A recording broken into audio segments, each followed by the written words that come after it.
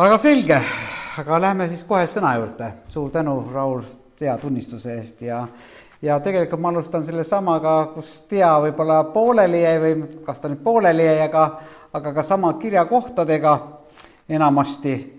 Alustan ka sellega, mida Jumala sõna ütleb. Ma arvan, väga nelipühilik pilt siin taustana. Te saate väe püha vaimult, kes tuleb teie üle ja peate olema minu tunnistajad.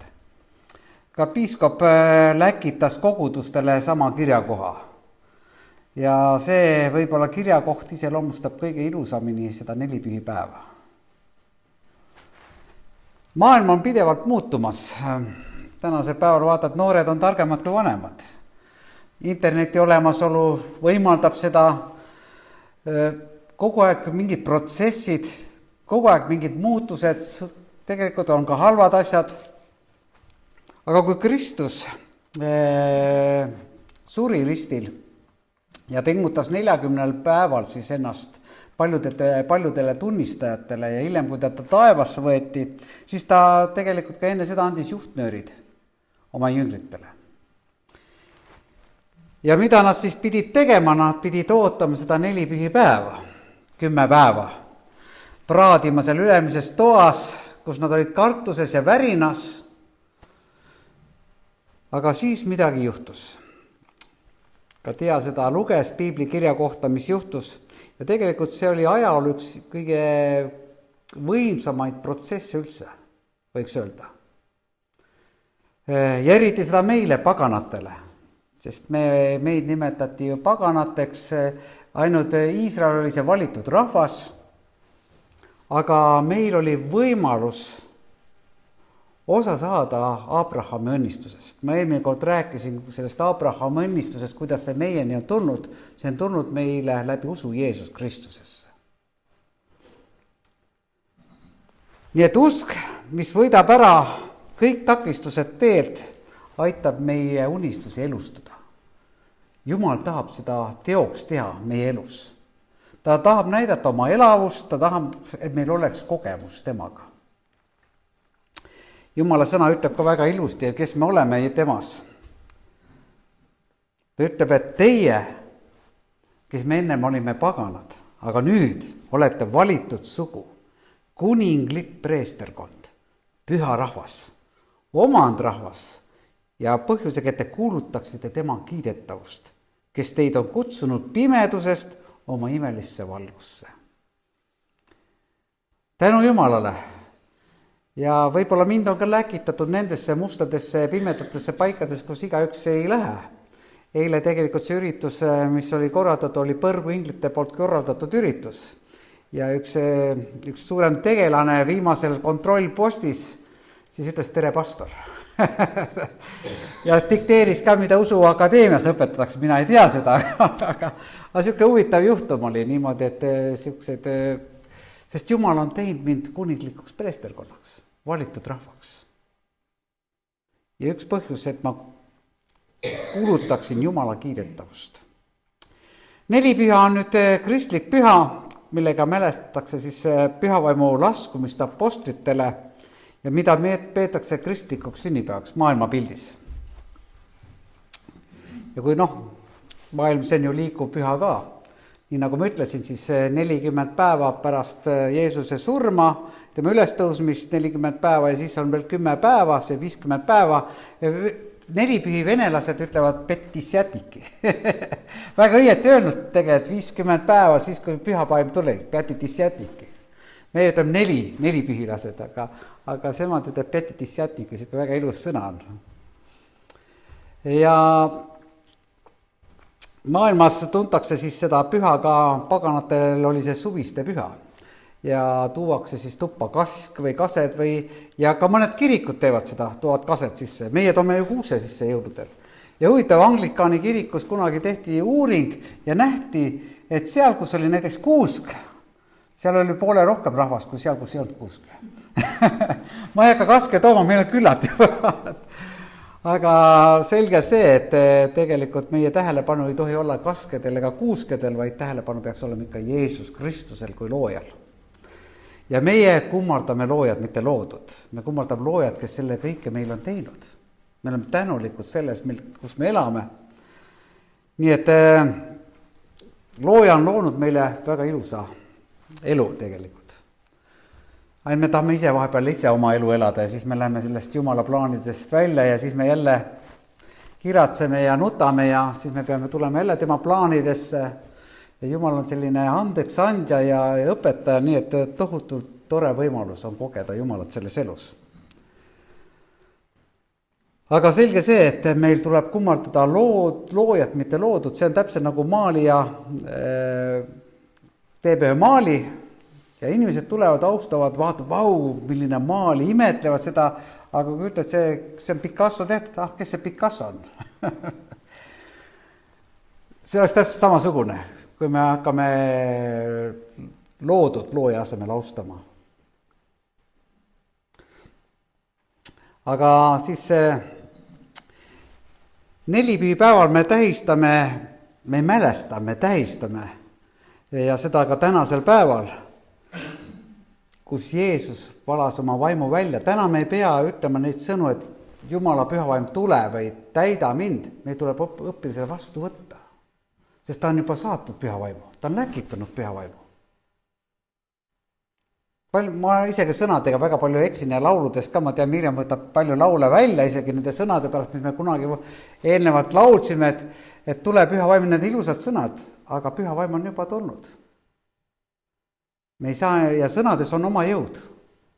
Me peame ütlema sõnu välja, mis on teoloogiliselt ka teatud mõttes õiged.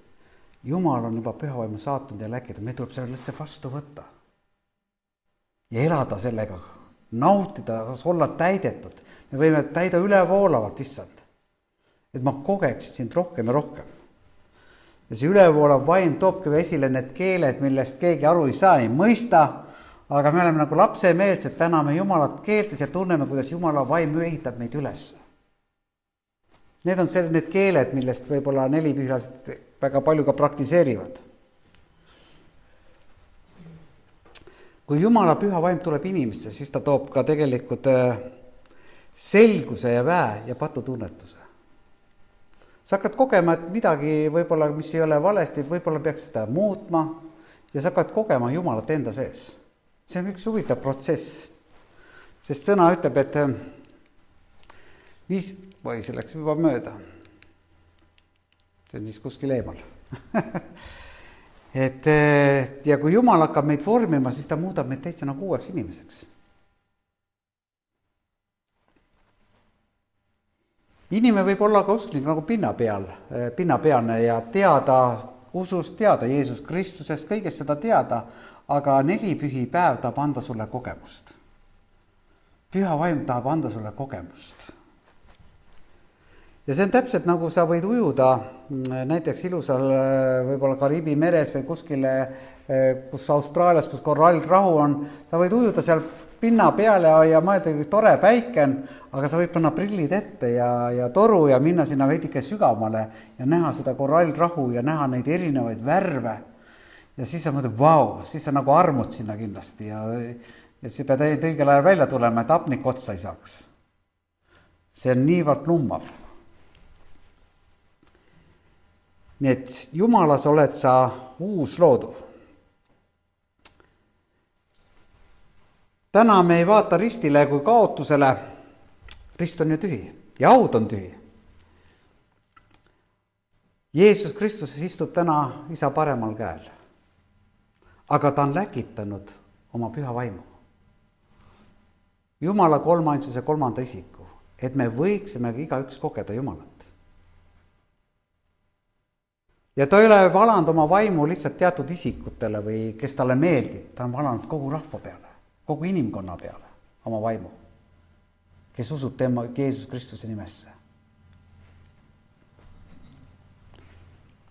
Risti töö ei ole lõppenud Golgatal, selle vili elab ja tegutseb tänasel päeval. Jeesus ütles, te saate püha vaimu väe, kes tuleb teie üle. Ja kes me peame siis olema? Me peame olema tema tunnistajad. Ka viimsel päeval, kui Jeesus Matteuse evangeeliumis ütleb, et kui ta hakkas juba tundma ja kogemata läheb siit ära ja kui ta armastas neid ja siis, kui ta oli ka ristil löödud üles tõusnud, ütles, et tehkem jüngrid, ristides neid isa ja poja püha vaimu nimel. Jünger on see, kes viib isa õpetust edasi. Nii et me oleme tema tunnistajad ja me oleme saanud väe, need ei ole kuskile, me peame mälestama midagi, mis kunagi oli, vaid see on tänasel päeval. See on läkitatud meile. Peetruse üks esimesi kõnesi, mis see Peetrus esile tõi siis, kui ta oli täidetud püha vaimuga. Paljud teavad seda ka Peetrus, mõned teavad seda, et Peetrus oli siuke allaandja ka ühel hetkel, et ta andis ju alla, 3 korda salgas Jeesust ja tegi, et kuidas siukene mees ka saab teenida Jumalat, kui ta salgas Kristuse. Aga ometi ta koges meeleparandust enda seest, hakkas nutma pärast seda, kui ta oli need eksimused teinud, ta hakkas nutma ja Jeesus andis talle andeks. Ja pärast seda, kui pühavaim tuli, ta oli täidetud ja äkki tekkis siukene julgus astuda välja sealt uksest ülemisest korruselt ja kuulutada evangeeliumit nende Iisraeli lastele, kes olid kokku tulnud erinevatest kohtadest. Ja ta ütleb, parandage meelt. See on ikka siuke raske nagu lause, parandage meelt. Iga üks teist lasku ennast ristida Jeesuse Kristuse nimesse oma pattude andeks andmisesse. Siis te saate püha vaimu anni. Vägev kuulutus. Ja teate, mis peale seda usukuulutust, mida ta julgelt ütles inimestel, kes pidasid Moosese käsku ja nüüd ütles, et uskuge Jeesus Kristusesse, 3000 meest sellel päeval, selle kuulutuse põhjal tegid otsuse. Nemad usuvad Jeesus Kristust. Ja see oli edastatud mitte inimlikus tarkuses, mitte kuidagi inimlikul moel, vaid see oli antud edasi pühavaimu väega. Et inimesed kogesid seda. See käis nende luust ja lihast läbi.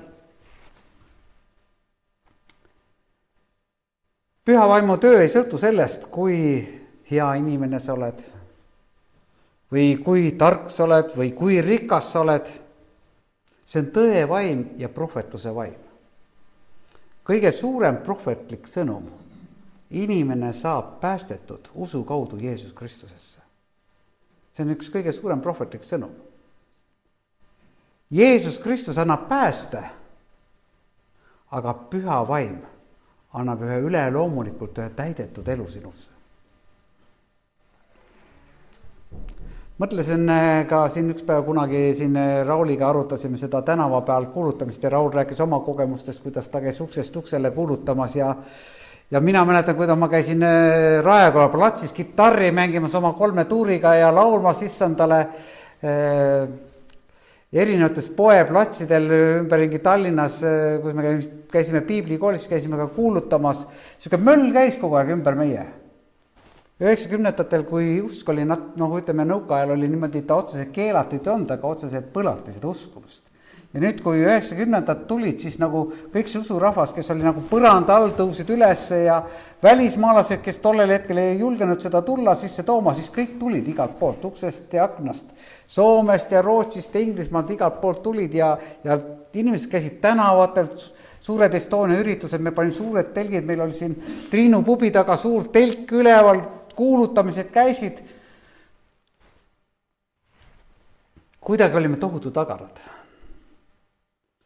Püha vaim, iga üks koges, et püha vaim ja väheliselt anti edasi ja tänasel päeval tegelikult ma ei ütle, et nagu nii aktiivsed kristlased on. Ma mäletan, kuidas bussides ja rongides kuulutati ja kuidas mu grupivend kuulutab, ma pidin bussis ja rongis kitarri mängima ja kõik see nagu tundus nagu. Ja ma ei taha öelda, meil on nüüd targemaks läinud kuidagi. Võib-olla peame jälle selle hullumeelsusesse tagasi minema. Hullud olema Kristuse järele. Ja mitte kartma ega häbenema, sest see on Jumala vägi, õndsaks teeb arm iga ühele. Ja tänasel päeval, kui meie ei tee, siis on tulnud ka teised organisatsioonid kapist välja ja teevad ka seda väga jõuliselt ja progressiivselt, minnes kas või linnale vastu. Peaasi näidata oma tõde.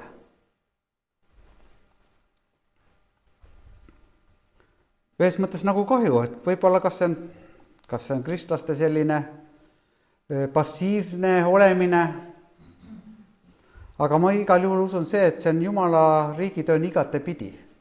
Kas me nüüd käime seal väljas lõugamas või teeme seda ka teisest viisi, me oleme oma seemne pannud mulda, me oleme kannatlikult ootanud ja täna me oleme selle juures, kus me oleme tänulikud, mida Jumal on teinud.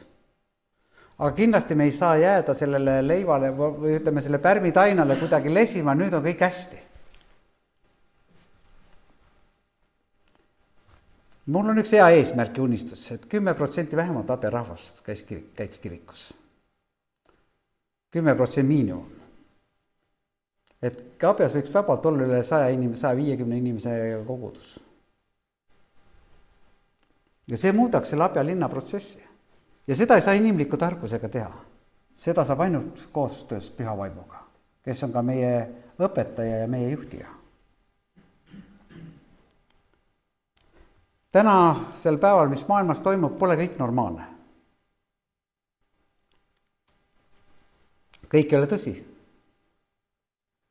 Aga meie teame, mis on tõsi. Meie teame, mis on normaalsus. Ja see ei tule mitte minu kaudu, see tuleb Jumala sõna kaudu. Ja kui ma tean, et sellised asjad käivad minu ümber, siis ma tean, et mul ei ole võitlemist mitte inimestega. Vaid ma pean võitlema, nagu Jumala sõna ütleb, et meil ei tule võidelda inimestega, kes võib-olla niimoodi käituvad vaid meelevaldade võimudega, selle pimeduse maailma valitsejatega, kurjade taevaaluste vaimudega. Inimesed on eksitatud. Inimesed on pimeduses. Aga meil on see tõe valgus, mida kuulutada, mida anda edasi. Ja me palume, see on üks nagu isegi väike kohustus, issand, anna mulle julgustus pühas vaimus, et ma võiksin julgelt sinu sõna kuulutada. Üks olenemata kohas, kus ma olen, häbenemata, sest sinu sõna on tõsi. Ma olen oma elu ehitanud selle peale. 33 aastat ei ole mul milleski puudus olnud.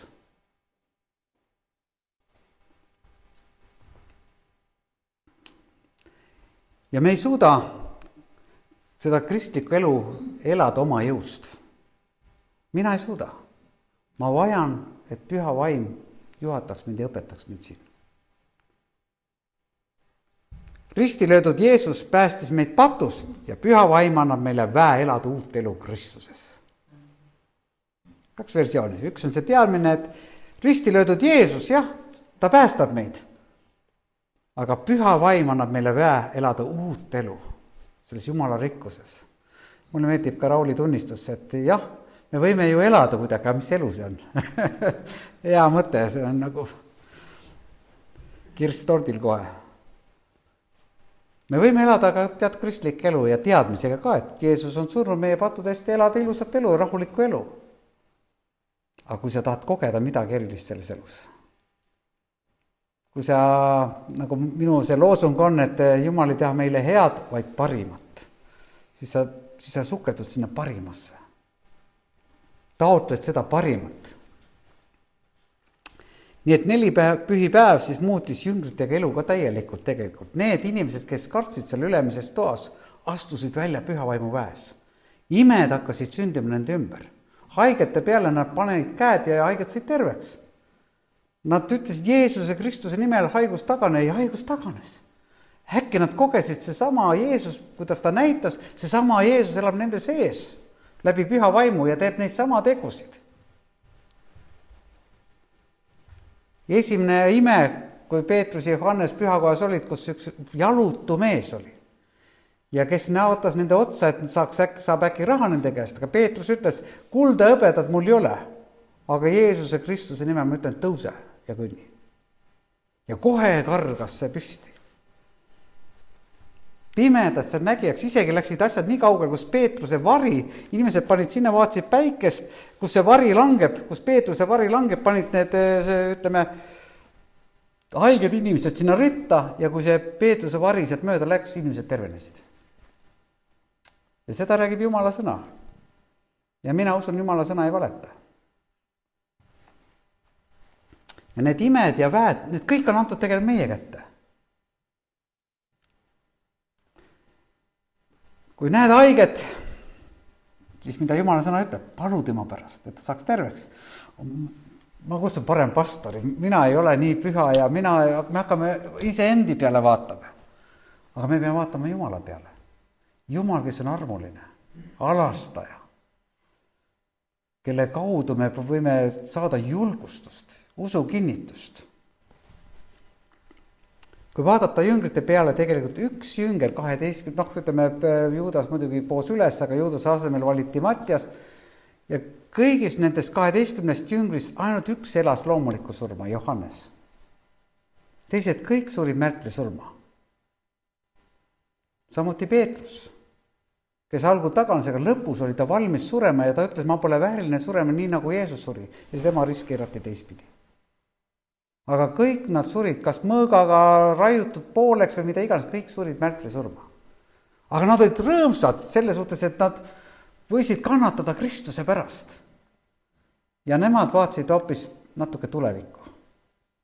Ja see tulevik andis neile siukse usujõu, et kus nad ei pidanud surema Kristuse pärast, see pole ju mitte midagi. Huvitav, kus said inimesed sellised jõu? Minna tuleriitadele. Ma mäletan kuningas Nerost, kus film oli tehtud, kus ta põletas kristlasi ja kui ta läks nende põlenud, sööstunud kristlaste juurde, siis nägi, et kõiki nende suunurgad olid ülespoole. Ja ta läks hulluks päris. Ütles, kuidas on võimalik seda? Ta oli kuld tegelikult. Ja nad tundsid, röökist olid valus, aga ühel hetkel toimus see vabanemine, õndsus.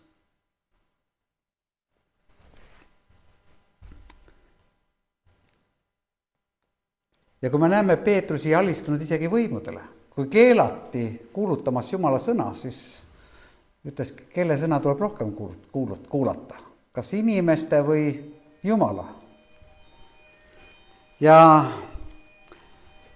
kus kohas see tuleb meil? Kas garderoobist või? Ja, ilus muusika muidugi.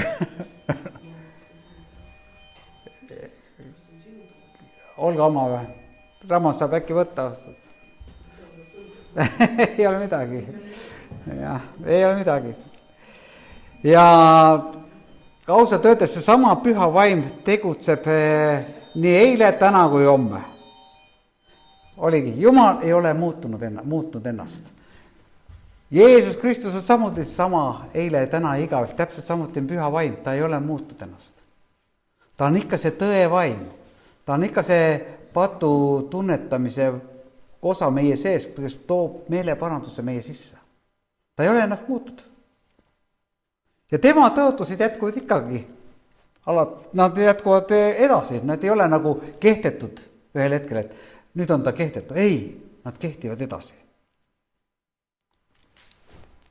Sest Jumala tõotused, millised iganes need olid, on Kristuses jah. Seepärast tulgu ka meie suust tema läbi. Aamen.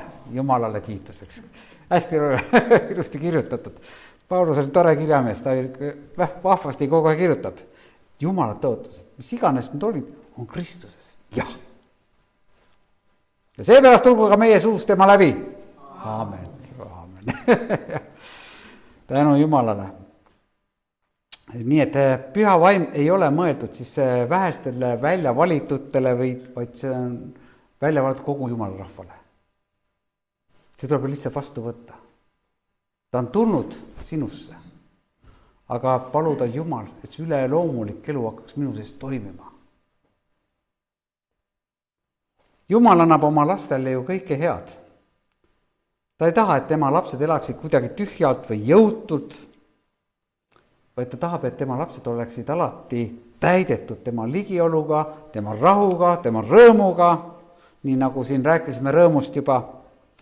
Ja püha vaim annabki meile selle väe elada kristlasena, olla julged tunnistamaks. Lisaks sellele, et ta on suurepärane lohutaja raskustes, on ta ka hea juhataja meie otsuste tegemisel. Tema on andnud meile samuti ka need vaimulikud annid, kuidas teenida inimesi. Nii nagu Raulgi ütles, need annid ja millest Mirjam on suure pika seminari teinud meile Jumala andidest ja kui sa ei tea, siis vaadake arhiivist järgi. Ja samas tuletab Jumala sõna meile meelde, et püha vaimu töö algab avatud ja meelt parandanud inimese südames. Jumal ei otsi mingit välist vormi, vaid siirast ja avatud südant. Kes on hing, kes on valmis temale alistuma ja laskma oma elu muuta. Me ei vaja siin elus palju teadmisi, programme või tegevusi. Me vajame Jumala ligiolu ja tema väge. Me vajame värsket janu Jumala järele, uut julgustust kuulutada evangeeliumi. Jah, võib-olla meil oleme mõnikord araks löönud, aga Jumal annab jälle uue võimaluse meile. Ja ära luba selle võimalusel kuidagi minna lasta. Lasta minna tähendab, sest see annab sulle kogemuse. Mäletan küll ühte juhtumit, kus üks naisterahvas pidi tooma lapse pühapäeva kooli, kunagi kui meil pühapäeva kool käis ja ma ikka kartsin talle, siuke äri tegi vist oli nagu natuke rikkam ja mõtlesin, et ei tahaks nagu peale suruda, ta toob oma lapsi, ei juhtu teie lapsega nagu midagi, me ära ei pööra teda last, vaid pigem õpetamegi talle Jumala kartust ja kuidas sõnakuulelik vanematel, kuidagi proovisin niimoodi nagu seda, et ta nagu ei vaataks kristlaste peale kuidagi teistsuguselt. Ja lõpuks tuleb välja see naine, et tegelikult ma tahtsin, et sa mind õnnistaksid. Aga ma ei julgen nagu seda, et öelda sulle, et ma soovin sulle õnnistusi või rääkida Jumalast. Ma hakkasin kuidagi mingist teisest vormist rääkima. Me ei pea häbenema Kristust. Keegi ütles, et kas me peame Jumalale reklaami tegema. See ei ole reklaam. Minu jaoks on see elustiil. Kuulutamine peab olema elustiil. Aga kõige parem kuulutamine on ju enda eluga. Ja pärast kasutada ka piiblit, kui vaja on.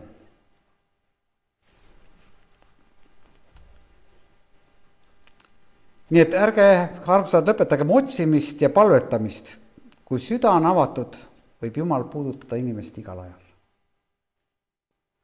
Nii et 4 pühipäev tuletab meile meelde, et Jumal ei ole meist kaugel. Jumal on igavesti meiega. Ja püha vaim tegutseb tänapäevalgi.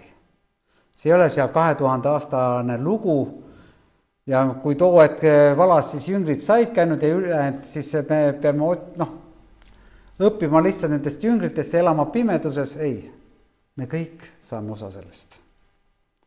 Nii et ka tänase päeval püha vaim tegutseb, et täita oma rahvast väe ja rõõmuga. Sellised mõtted teile. Nii et see ei ole mingi mälestuse päev. Muidugi Kristi kirik, öeldakse, kristlik kirik sündis 4 pühipäeval. Aga see ühes mõttes me võime mälestada seda. Aga teises see ei ole mingi mälestus, see elab tänasel päeval. Siiamaani kestab veel. Ja me näeme ka maailmas, kes Jumala pühavaimuga täidetud inimesed, millist tööd nad teevad üle maailma. Ja meil kõigil on võimalik osa saada sellest. Nii et sinu tõe kuulutamine võib olla palju suurem kui Katrin Kuulmani või Benny Hinni oma. Me kunagi tea, mis Jumal meiega võib teha. Aga põnevat ta tahab teha meiega. Nii et olgem valmis ja avatud tema jaoks. Ja laskem see Jumal enda sisse sellisel viisil, et sa kogeksid teda. Aamen.